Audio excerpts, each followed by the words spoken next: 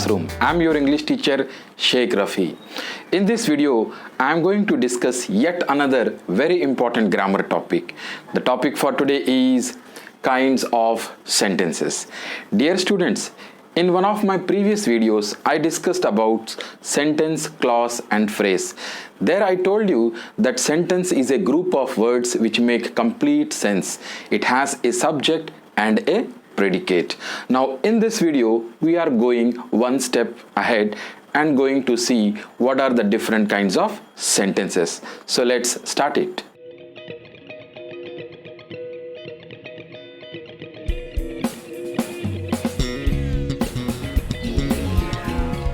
In our day-to-day life, we keep on talking for the whole day. We talk to our friends, family members, relatives. Have you ever observed what we talk? Most of the time, we keep on passing information to others.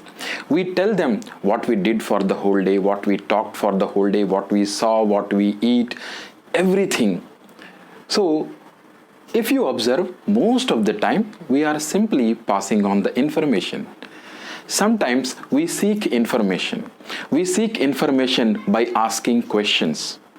And there are some times when we ask others to do this or not to do this, like that. Similarly, many a times we are very emotional, sensitive.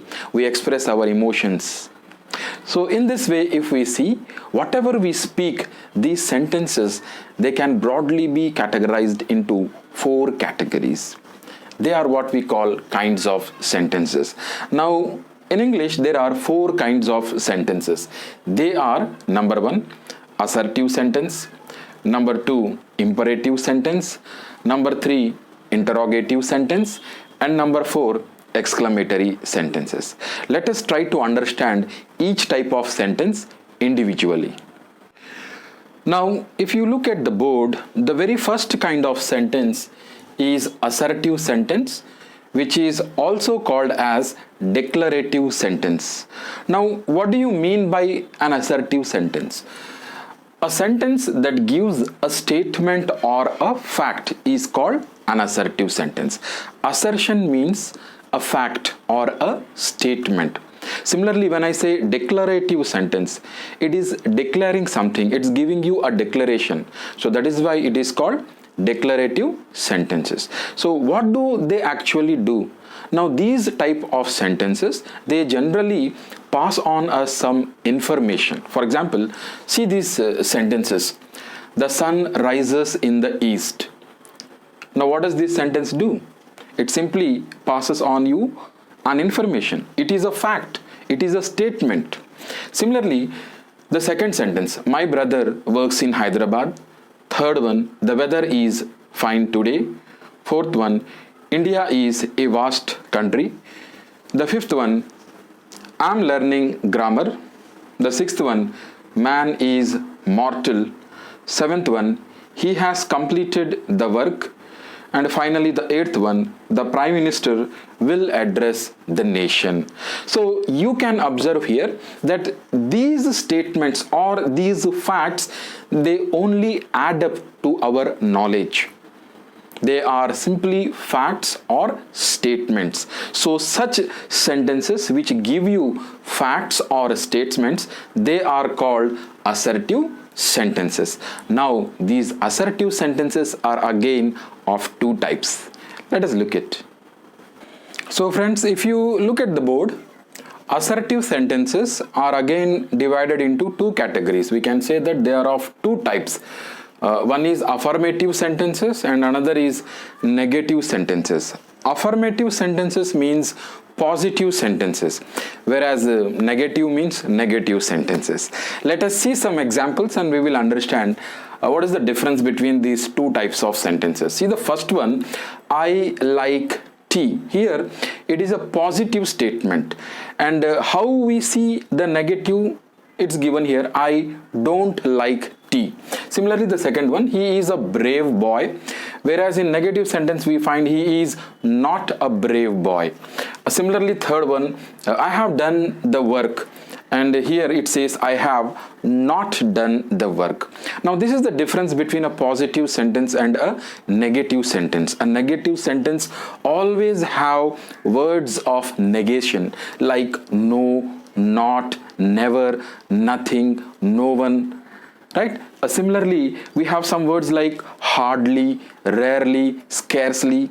These words, they always indicate negation. So if such negations or negative words are used, they are called as negative sentences. See here, for example, this example, fourth one, it's a beautiful example. He works hard. Now this is a positive sentences, whereas the fourth one here, he hardly works. Here you may have a doubt that we have not used no or not, but the word hardly itself means rarely or very scarcely. So it means he doesn't work at all. So that is a negative sentence. Let us see the next example. Everyone likes him. Here negation, nobody likes him. So the word nobody is a negation, it's a negative word. Similarly, I have everything I need. The sixth one here is he has nothing left. So to conclude with one final example, he is always happy. Always is a positive word. See the negative, she is never happy. So the word never gives negation, so it's a negative sentence. So in this way we can understand that assertive sentences, they can be affirmative or positive and negative sentences. Let us also remember that an assertive sentence, it always begins with the capital letter and ends with the full stop. Right, children? So let us see the next type of sentence. The next type of sentence is an imperative sentence. Now if you look at the definition of this sentence, an imperative sentence is one which expresses a request, an order, a command, an advice, a suggestion, or an instruction. If you notice carefully, you will understand that in imperative sentence, we generally want or we generally ask someone to do something or not to do something, or to be like this or to be like that. So we are actually asking someone else to do what we want. So here, when we ask someone to do something, there are different ways. We can order them, we can command them, we can simply request them, or we can advise them, we can suggest them, or if possible we can instruct them. Now this depends on our own position, how we can control them. So based on this, let us see some examples of imperative sentences. First one, keep quiet. Now you would have heard this sentence being used in your classrooms. So definitely your teacher is ordering you. Similarly, open the door, right? Somebody may request you, somebody may ask you to open the door. See the third one, please lend me your bike. Now when we use the word please, it indicates that it is an request. Similarly, shall we go for a movie? Now here it is a suggestion. Next, fifth one, you should help the poor. Now again, this we can take as a suggestion or as an advice. The sixth one, may God bless you. That's a wish, right? Somebody is wishing God to bless you. The seventh one is take medicines regularly. Now this seems to be like an advice given by a doctor. Similarly, the last one, don't waste your time. So these are all the advices, instructions or orders or commands that we keep on receiving in our day-to-day life. Now you have to observe the difference between assertive sentences and imperative sentences. In assertive sentences, we were receiving information. The information was adding up to our knowledge. But in case of an imperative sentence, it is other way. Somebody is asking us to do something or not to do something, or to be like this or to be like that. Now that is the difference you have to observe. Let us see the next type of sentence. The third type of sentence is interrogative sentence. Now what is an interrogative sentence? If you try to interpret the word interrogative, it is derived from interrogation. Interrogation means asking questions. Generally you would have observed police interrogates criminals. So there interrogates means asking questions. So interrogative sentences means a sentence which asks a question. So in our day-to-day life, we ask many questions. We ask questions to seek information. So let us see some of the questions, how they are framed. What is your name? Where are you going? When will you return? How old are you? Have you done the homework? Now this is a statement which we hear in our day-to-day life every day in classrooms. Is your father at home? The seventh one, are we meeting tomorrow? The eighth one, did you say anything? And finally, why were you absent yesterday? Now children, here we have to understand once again the difference between the three types of sentences. Assertive sentences, I said, they pass on information, they add to our knowledge. Whereas an imperative sentence, it asks you to do something or not to do something, or to be like this or to be like that, or not to be like that. Similarly, interrogative sentences, they are used to seek information, to get information. They are questions.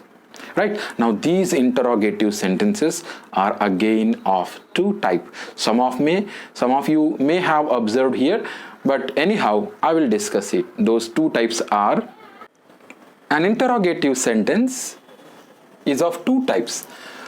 Questions that begin with WH words and yes/no questions. Let us first understand what are the questions which start with WH words. What are WH words? Words like who, why, when, which, how, whose, whom. These are all called WH words, and if a question starts with a WH word, it is called a WH question, right? Generally, for these type of questions, there is a specific answer. Whereas when I say yes or no questions, we call it yes or no questions because the answer for all these questions come either yes or no. Now, if you note the difference, all these questions, yes or no questions, they generally start with a helping verb. They start with a helping verb. We also call it as auxiliaries. For example, do, is, has, are, did, was, were, does, and has, have. These are all called helping verbs, and if a sentence or a question is framed with the helping verb, we call it yes or no questions. The logic is simple. The answer for all these questions is either yes or no. Let us see these questions once again. WH questions, who is our prime minister? Here we should give a specific answer. We should tell the name of the prime minister. Then second is, why are you late to school? You have to tell the reason. When did you arrive? You have to tell the time. Which is your favorite dish? You have to mention the name of the dish. How does an engine work? You have to explain the process here. So you can notice that the questions which start with WH words, they have a specific response or answer. Then in case of yes no questions, the answer is yes or no. For example, do you like tea? If you like it, you will say yes. If you don't, you will say no. Similarly, is he a doctor? If he is a doctor, you will say yes, or if he is not, then you will say no. Has he met you before? If you have met, you will say yes, or otherwise no. Are you going to school? If you are going, you will say yes, or otherwise you will say no. Did it rain yesterday? If you know if it had rained, you will say yes, or otherwise you will say no. So that is the basic difference between these two types of interrogative sentences. Understanding this is quite important, students, because in future you may get number of topics where you are required to make distinction. But one more thing that you have to remember here is, an interrogative sentence always starts with a capital letter but ends with a question mark. So this is an important thing. At the end of an interrogative sentence, you will always find a question mark, right? The last kind of sentence is exclamatory sentences. Now, what does an exclamatory sentence do? A sentence that expresses a strong feeling or an emotion, it is called an explanatory sentences. Now, the emotion can be relating to joy, happiness, sorrow, or surprise, or amusement, or excitement, etc. Whatever it is, but the logic is simple. It should express your sensitivity. It should show your feeling or emotion, right? Let us see some examples here. How tall the building is. So here we mean to say that the building is very tall, and when we see or when we saw the building, we are totally surprised how tall the building is. What an amazing man he is. Similarly, how beautiful the rose is. Similarly, the fourth one, what a pitiable situation it is. So here we are expressing our feelings. We are expressing our feelings. See the fifth one, how wonderful it is. Similarly, the sixth one, what a fool he is. What a fool he is. Seventh one, alas, she is dead. The last one, eighth one, hooray, we won the match. So you can observe here this that these sentences, they express different feelings or emotions of a person. For example, when somebody says how tall the building is, it shows that he is surprised. And when someone says that what an amazing man he is, so it shows that the man is amused by seeing that man. When someone says that how beautiful the rose is, it means he is very much attracted towards the rose. And similarly, when someone says alas, she is dead, it means he is sorrowed, he is saddened because of the incident. Similarly, the word hooray, we won the match, this shows the joy or happiness in the team when they won the match. So dear students, this is what you need to understand in this. Now let us finally conclude. If you see the sentences, you will understand that almost at the end of all exclamatory sentences we have the punctuation mark. Exclamatory mark is there. So that is the difference between the rest of the sentences. In assertive sentences, we saw that at the end of the sentence we keep full stop. Similarly, in case of imperative sentences, we observed that at the end of the sentence we keep full stop, and in interrogative sentences we put question mark, whereas in exclamatory sentences we put exclamatory mark. So I hope all of you understood this topic. That was all about kinds of sentences.